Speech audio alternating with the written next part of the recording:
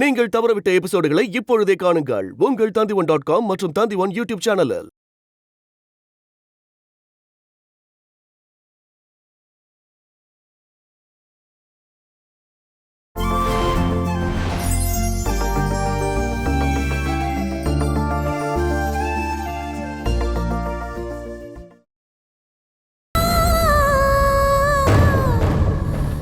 நான் என்னெல்லாம் மறந்திருக்கேன், யாரெல்லாம் மறந்திருக்கேன்னு தெரிஞ்சுக்க எனக்கு ஆசையா இருக்கு. என் வாழ்க்கையோட நல்ல நாட்களையா இல்ல கெட்ட நாட்களையா நான் மறந்திருக்கேன்னு தெரிஞ்சுக்கணும். நான் மறந்தவங்கள எனக்கு பிடிச்சவங்க இருக்கலாம், அவங்களெல்லாம் நான் பார்க்கணும், அவங்க கிட்ட நான் பேசணும். வேணாமா மனு?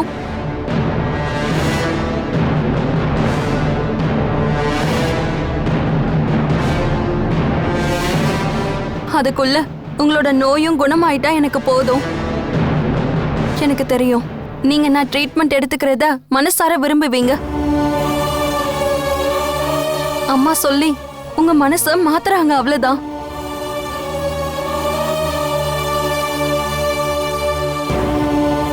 அம்மா இல்ல, வேற யார் சொன்னாலும் நான் என் ட்ரீட்மெண்ட்டை கண்டினியூ பண்ணுவேன். என்னோட ஞாபக சக்தி திரும்ப கிடைக்கிற வரைக்கும்.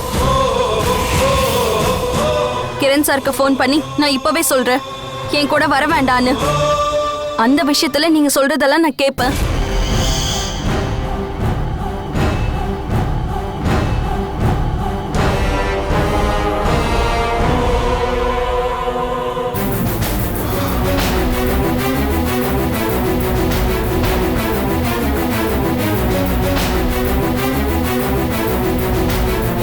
நான் அவ்வளவு தூரம் சொல்லியும் அவ கேட்கல. இனிமே என்ன பண்றது?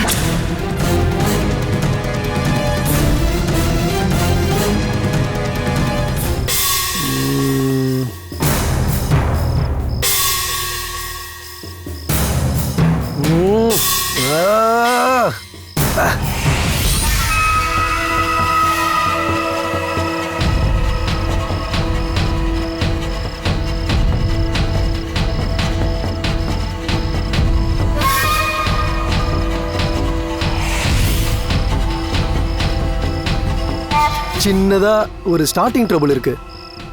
என்ன எழுதுறதுன்னு மனசுல ஒன்றும் தோணல. மரைன் டிரைவ்ல ஹீரோவும் ஹீரோயினும் பார்த்துட்டு வர்றது அப்பாவா இல்ல மாமாவான்னு சந்தேகமா இருக்கு. மாமா பார்க்கறதா கொஞ்சம் நல்லா இருக்கும்ல. அப்பா இதய நோயாளி. இந்த சீனை பார்த்து அவர் இறந்து போயிட்டாருன்னா?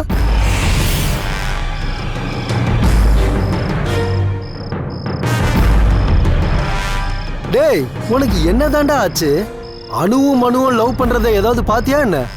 ரொம்ப கவலையா இருக்கியே. அனுவோட அம்மா ட்ரீட்மெண்ட் பண்ற இடத்துக்கு வந்து அவளை கூட்டிட்டு போயிட்டாங்க. அதுவா?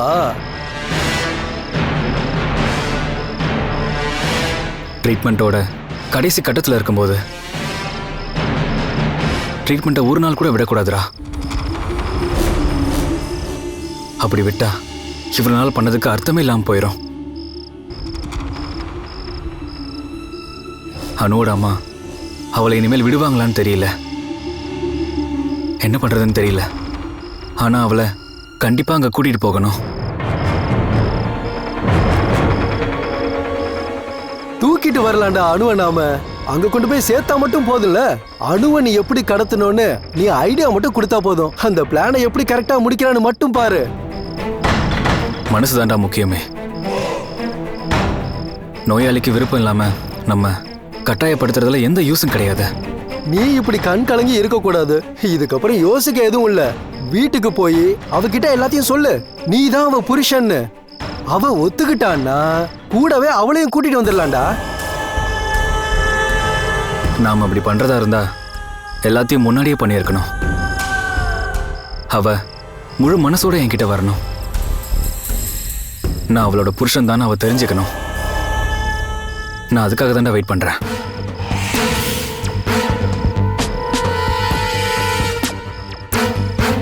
இனிமே அதான் நடக்காதுல்ல. ட்ரீட்மெண்ட் தான் பாதியிலே நின்றுடுச்சே.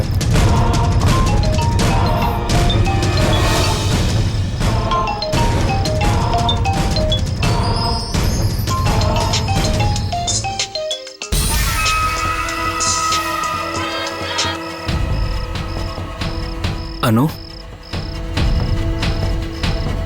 நீங்க ரொம்ப டென்ஷனா இருப்பீங்கல்ல சார்? அனு, யார் என்ன சொன்னாலும் நீ ட்ரீட்மெண்ட்டை விடவே கூடாது. நீ அதை ஒரு நாள் விட்டா கூட இத்தனை நாள் பண்ணது எல்லாமே வேஸ்டா போயிடும். அப்படிதான் சுவாமிஜி சொன்னாரு. ட்ரீட்மெண்ட்டை கண்டினியூ பண்ணணும். முன்னாடி உனக்கு ட்ரீட்மெண்ட் பண்ணாம இருந்தது உன்னோட அம்மா. அதைத்தான் அவங்க திரும்பவும் பண்றாங்க. உனக்கு ஞாபகம் திரும்ப வந்தா பிரச்சனை அனு. அதுல உங்க அம்மாவுக்கு ரொம்பவே பயம் இருக்கு. நீ நிறுத்தக்கூடாது. ட்ரீட்மெண்ட்டை கண்டினியூ பண்ணி ஆகணும் அனு. நீங்க கவலைப்படாதீங்க. யார் என்ன எதிர்த்தாலும் நான் ட்ரீட்மெண்ட்டை கண்டினியூ பண்ணுவேன்.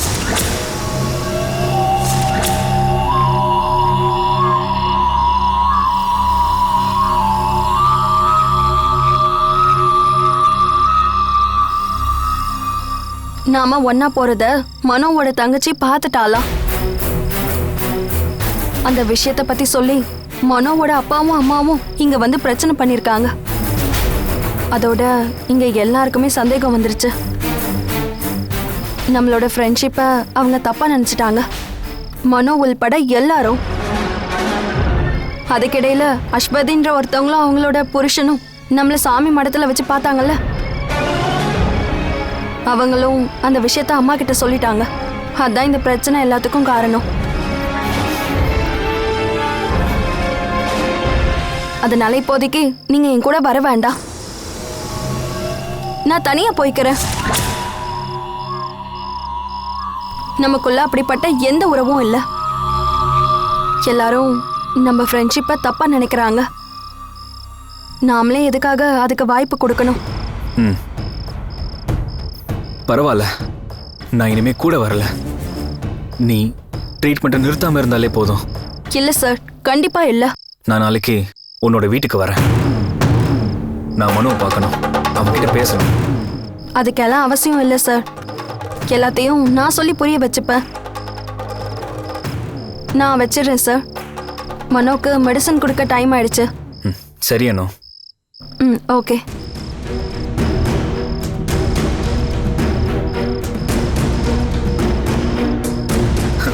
எதுவும் பயந்த மாதிரி நடக்கலடா. அவ கண்டினியூ பண்றேன்னு சொல்லிட்டா. நான் கூட போறது தான் பிரச்சனையா. தப்பா எடுத்துக்கிட்டாங்களாம். என்ன அவ கூட வர வேணான்னு சொல்லிட்டா. என் பொண்டாட்டி கூட இருந்தது இவ்வளோ நாள் எனக்கு சந்தோஷமா இருந்துச்சு. இப்போதைக்கு கொஞ்சம் விட்டு கொடுக்கலாம். கஷ்டமா தான் இருக்கு. இருந்தாலும் கடைசியா அவ என் கூட தானே வருவா. அது வரைக்கும் காத்திருப்போம். என்ன சொல்ற?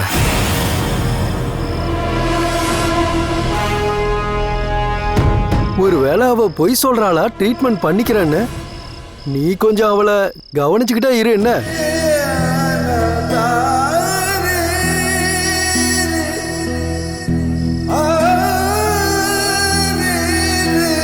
இன்னும் உங்க கவலை போகலையா? நான் கிரண் சாருக்கு ஃபோன் பண்ணேன். நாளையில இருந்து சாமி மடத்துக்கு நீங்க என் கூட வர வேண்டாம்னு சொல்லிட்டேன். அவர் இனிமே வரமாட்டாரு. இப்போ பிரச்சனை முடிஞ்சிருச்சுல்ல.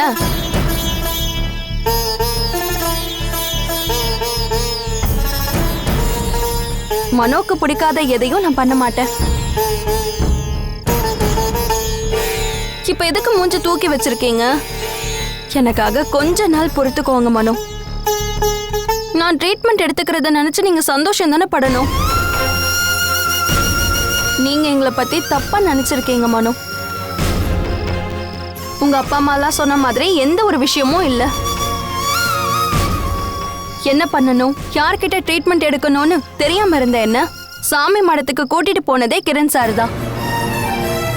முத தடவை அங்க போயிட்டு வரும்போதுதான் சுப்ரியா எங்களை பார்த்திருக்கணும்.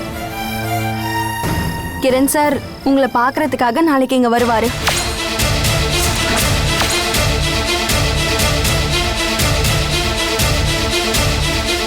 உங்களோட குழப்பத்தை போக்க தான் சார் இங்க வராரு.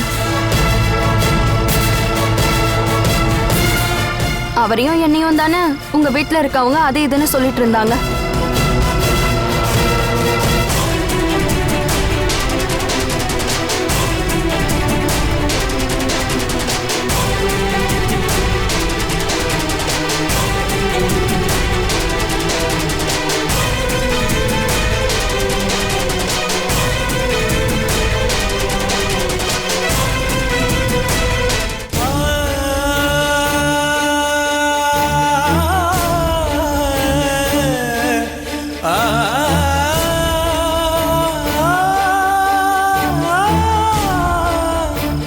பாவம் மனோவை பற்றி நினச்சாதான் கவலையாக இருக்கு.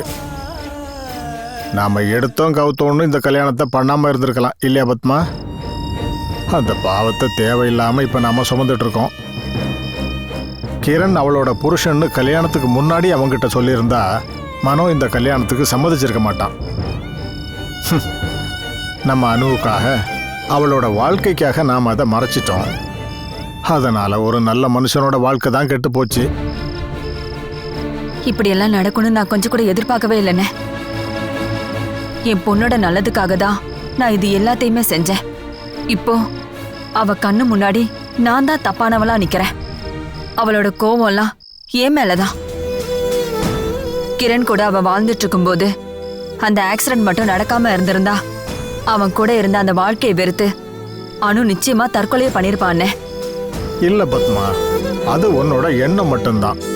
அனு கிரணை அந்த அளவுக்கு மனப்பூர்வமா விரும்பினா அவன் செய்யற எல்லாத்தையும் மறக்கவும் பொறுத்துக்கவும் அவ தயாரா இருந்தா. இப்போ கிரண் ரொம்ப நல்லவன், அனுவுக்கு முன்னாடி நல்ல மனுஷனா இருக்கான்.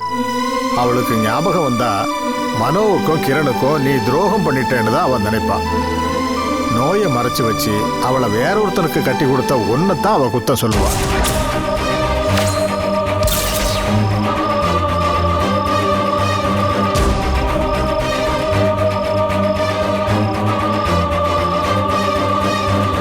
இன்னொரு பெரிய தப்பும் கூட நீ பண்ண. அவளோட பொண்ண இன்னொருத்தரோட பொண்ணுன்னு சொல்லி நீ வளர்த்த.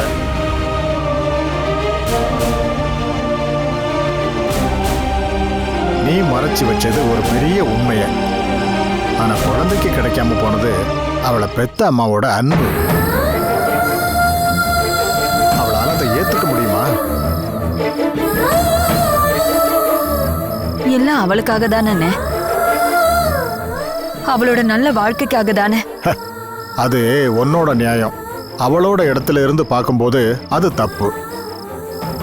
அனுவுக்கு ஞாபகம் திரும்ப வந்தா அனுவை ஏமாத்தின எல்லாரையும் விட்டுட்டு அம்முவையும் கூட்டிட்டு அவ குழந்தையோட அப்பாவான அந்த கிரண் கூட அவ போயிடுவா.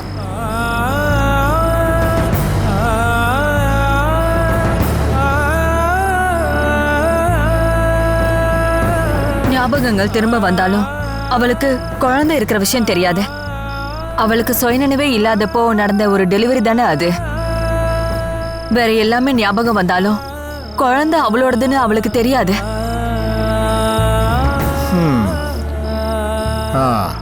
என்ன நடக்குதுன்னு பாப்போம். ரொம்ப நாள் காத்திருக்க வேண்டிய அவசியம் இல்லைல்ல.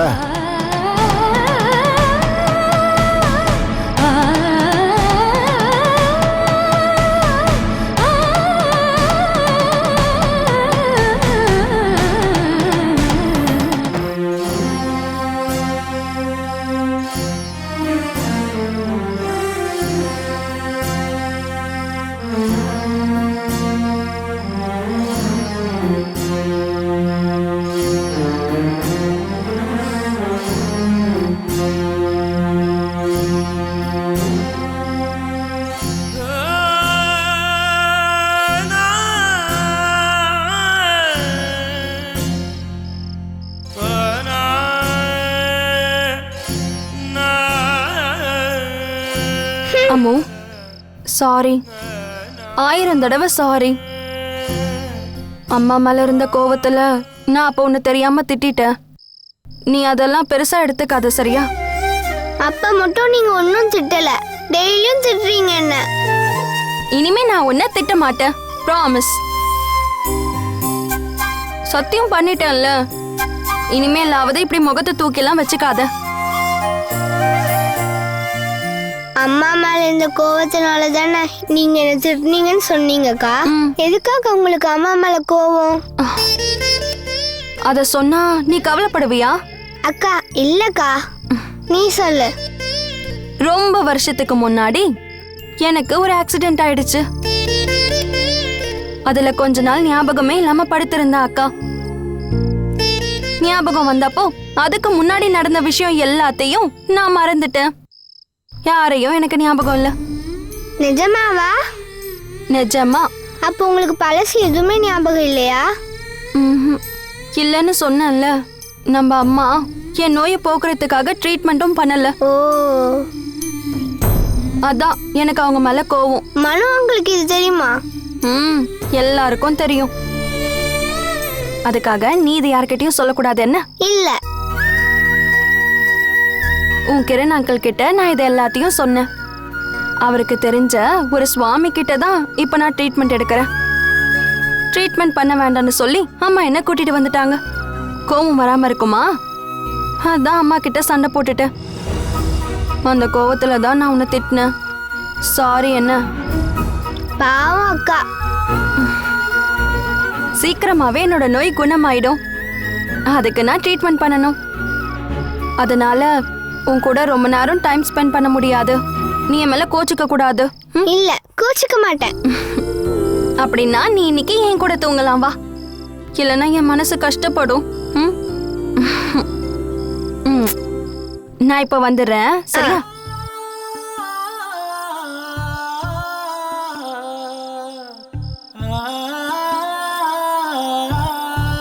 பாவம் அக்கா.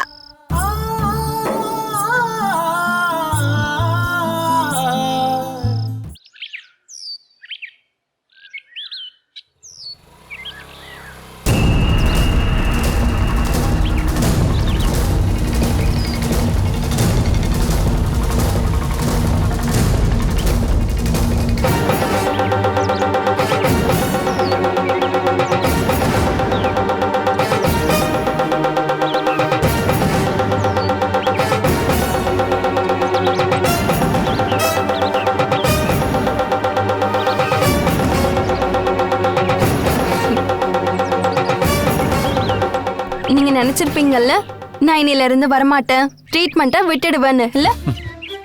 அன்றைக்கு அம்மா அப்படி நடந்துகிட்டத பார்த்தப்போ அப்படி நினைச்சேன்.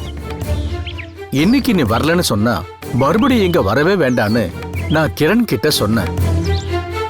சிகிச்சையை நடுவுல விட்டுட்டோம்னா இது வரைக்கும் கொடுத்ததுக்கு பலன் இல்லாம போயிடும். அத நான் புரிஞ்சுக்கிட்டதுனால தான் இப்ப வந்தேன். வீட்ல அம்மா கூட சண்டை போட்டுட்டா வந்த?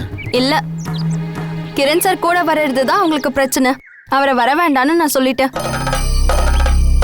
கட்டின புருஷனை பார்த்துக்காம வேற ஒருத்தர் கூட நான் சுத்திட்டு இருக்கேன்னு தான் அவங்க நினைச்சிட்டு இருக்காங்க. சில பேர் அப்படிதான் சொல்லியிருக்காங்க. இவ்ளோ ஏன் என் மனு கூட அது எல்லாத்தையும் நம்பிட்டாரு. அதான் எனக்கு கஷ்டமா இருந்தது. அதெல்லாம் மறந்துடலாம். நான் இப்போ ட்ரீட்மெண்ட்டை பத்தி மட்டும் தான் யோசிக்கிறேன். யார் எதிர்த்தாலும் நான் ட்ரீட்மெண்ட் பண்ணுவேன். அத முடிவு பண்ணிட்டு தான் நான் வீட்ல இருந்து கிளம்பி வந்தேன். இது தெரிஞ்சா உண்மையிலேயே கிரண் தான் சந்தோஷப்படுவான். நீ உள்ள போமா, நேரமாச்சு.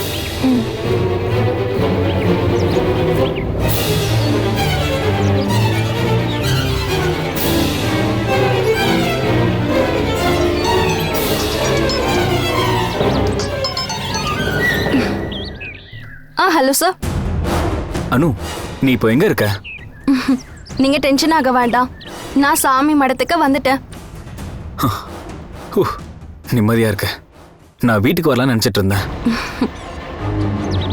இனிமே அதுக்கு அவசியம் இல்ல. நான் தான் இங்க வந்துட்டேன்ல. அதுல அனு, மனுவை பார்க்கணும். அவனோட அந்த தப்பான எண்ணத்தை போக்கணும். அதெல்லாம் எதுவும் தேவையில்லைன்னு நினைக்கிறேன். அது இல்ல, விஷயம் இருக்கு. நேர்ல பார்த்து தான் பேசணும். அப்புறமா கொஞ்சம் அவனுக்கு காசு கொடுக்க வேண்டியிருக்கு. கம்பெனி சார்பா ட்ரீட்மெண்ட் தான் அனு. அது அவங்க என்கிட்ட தான் கொடுக்க சொல்லியிருக்காங்க. அப்படின்னா நீங்க போங்க சார். எனக்கு ஃபோன் பண்ணதை பத்தி எல்லாம் சொல்ல வேண்டாம். எதுக்கு தேவையில்லாம? இதுக்கு மேல ஒரு வேளை நம்ம சந்திக்கவே முடியாது. நீங்க தப்பா நினைக்க கூடாது. மனோவோட மனசை கஷ்டப்படுறத பார்க்க என்னால முடியாது.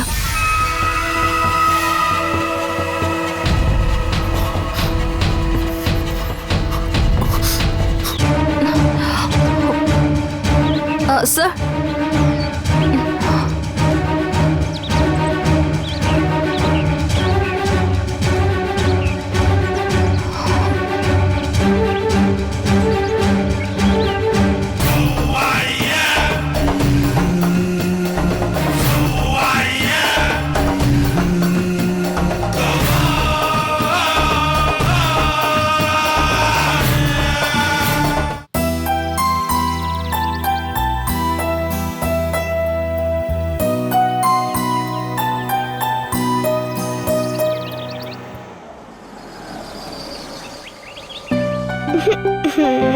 ஹா. தங்கம்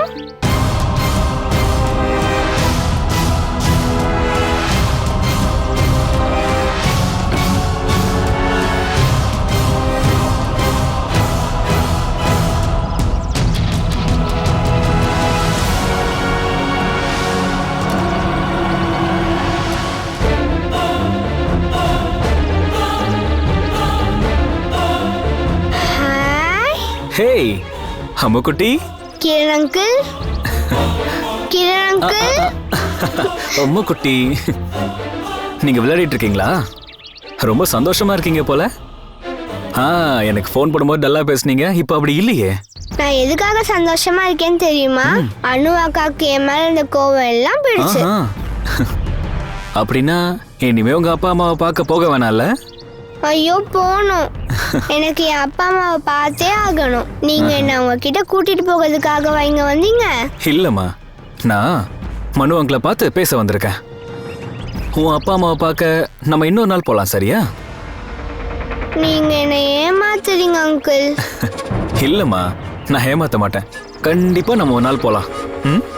அதுக்கு முன்னாடி அவங்க பேரு, அவங்க வீடு எங்க இருக்குன்னு எல்லாத்தையும் என்கிட்ட சொல்லணும். என் அப்பாவுடைய பேரு ஸ்ரீவல்சன், அம்மாவோட பேரு ரேணுகா. இடம்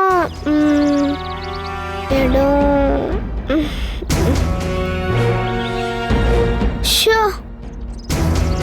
எனக்கு சரியா ஞாபகம் வரல. கோபி மாமா சொல்றத மறைஞ்சிருந்து கேட்டேன். நான் நிறைய தடவை என் மனசுக்குள்ளே சொல்லி பார்த்தேன், ஆனா மறந்துட்டேன் இப்போ. ஐயோ, அப்ப எப்படி அங்க போறது? கிரண் அங்கிள், ஒரு நிமிஷம்.